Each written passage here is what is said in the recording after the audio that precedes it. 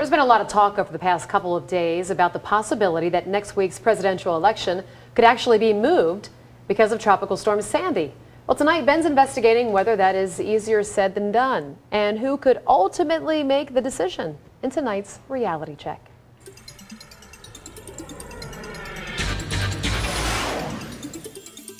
The talk of postponing or rescheduling next week's presidential election actually came yesterday from FEMA. Officials there warning East Coast states that they might have to delay their election. Well, today things look different, and it's highly unlikely the election will be postponed. Well, first off, it isn't a federal decision to postpone an election. It would be up to each individual state attorney general.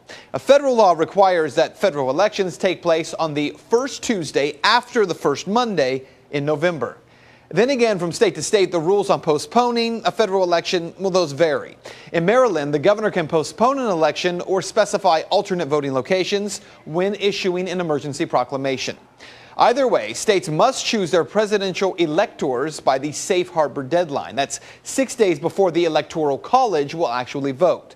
This year, the Electoral College convenes on December 17th, which means that even if states do postpone by a couple of days their elections because of Sandy, they would have to choose their electors by December 11th. Again, though, it's highly unlikely at this point that that would happen. What may happen, though, is lower voter turnout from people who are picking up their lives and not as concerned with the election, especially in those East Coast states, the blue states, where the outcome is all but determined. But what this means for you is that regardless of whether or not the election is postponed in other states, it really won't make a difference to the rest of the country, and certainly not here in Ohio, where the election will likely be either won or lost. How important is Hamilton County, Ohio? Well, consider this. In 2004, President Bush won Hamilton County with 222,000 plus votes versus John Kerry's 199,000 plus, a difference of 22,937.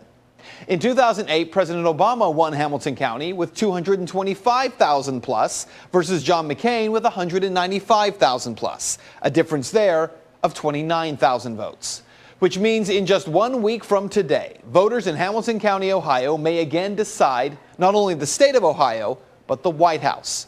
If you're a Democrat, get out and vote, because you may be the one to put President Obama over the top right here in Ohio. If you're a Republican, get out and vote, because Ohio may be the single most important state for Governor Mitt Romney's path to the White House.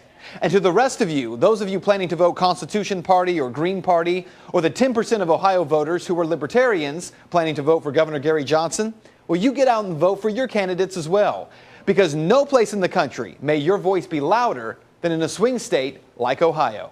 And that is Reality Check. You can find the sources for the story posted on our website at fox19.com.